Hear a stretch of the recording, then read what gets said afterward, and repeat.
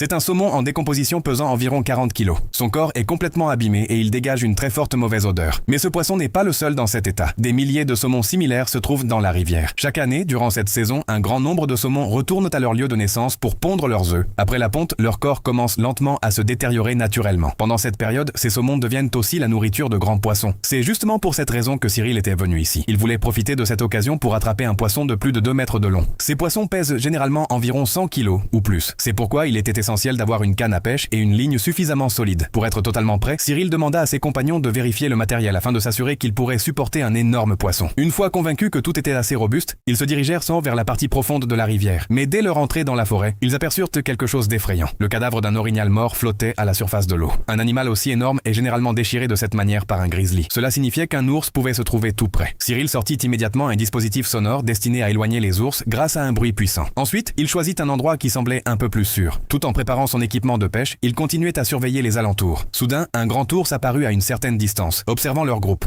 Il était clair qu'il n'y avait pas qu'un seul ours dans la zone. Si les ours attaquaient, il serait très difficile pour les humains de survivre. Cyril décida donc immédiatement de quitter cet endroit. Il ne voulait mettre personne en danger. Après avoir trouvé un lieu plus sécurisé, ils décidèrent cette fois d'utiliser un drone pour déposer l'appât, car ces poissons cherchent leur nourriture au fond de la rivière. Un poids important fut attaché à l'appât, afin qu'il ne flotte pas à la surface. Grâce au drone, l'appât fut déposé à environ 100 mètres de distance. Puis tout le monde attendit silencieusement. Quelque temps plus tard, la ligne du moulinet commença à se tendre rapidement. Il était évident qu'un gros poisson avait mordu à l'hameçon. À mesure que la ligne était tirée, la résistance devenait de plus en plus forte. Cyril pensait que le poisson pouvait mesurer plus de 2 mètres. Il demanda alors au caméraman d'appeler le reste de l'équipe afin qu'un traceur puisse être installé si le poisson était suffisamment grand. Après environ 1h30 d'efforts intenses, le poisson apparut enfin à la surface. C'était un énorme esturgeon blanc. Bien qu'il soit impressionnant, sa longueur n'était que d'environ 1,6 à 1,7 mètres, ce qui restait en dessous de l'objectif de Cyril. Il décida alors d'utiliser davantage d'appât et un poids plus lourd pour tenter d'attraper un poisson encore plus grand. Cette fois, le drone déposa l'appât dans une zone plus profonde. Cependant, le poids n'était pas parfaitement équilibré et le drone perdit le contrôle avant de tomber à près de 300 mètres de distance. C'était un peu regrettable, mais l'appât donna de très bons résultats. En moins de 10 minutes, la canne commença de nouveau à bouger. Cette fois encore, la tension indiquait qu'un très gros poisson était pris. Après une longue lutte, ils réussirent enfin à sortir le poisson de l'eau. Cette fois, il mesurait plus de 2 mètres. C'était exactement le poisson que Cyril cherchait. L'étape suivante consistait à lui installer un traceur afin de surveiller ses déplacements à l'avenir. Après examen, ils découvrirent qu'il s'agissait d'un esturgeon mâle. Le traceur fut installé dans le délai prévu, puis la blessure fut soigneusement recousue afin de ne pas nuire au poisson. Une fois les soins terminés, la plaie fut nettoyée. Le poisson mesurait exactement 2,31 mètres. Les esturgeons peuvent vivre jusqu'à environ 150 ans, ce qui signifie que ce poisson n'était même pas encore considéré comme totalement adulte. Certains esturgeons peuvent même dépasser les 5 mètres de longueur. Après avoir terminé toutes les procédures, le poisson fut relâché dans la rivière. Ainsi, la mission de Cyril s'acheva avec succès.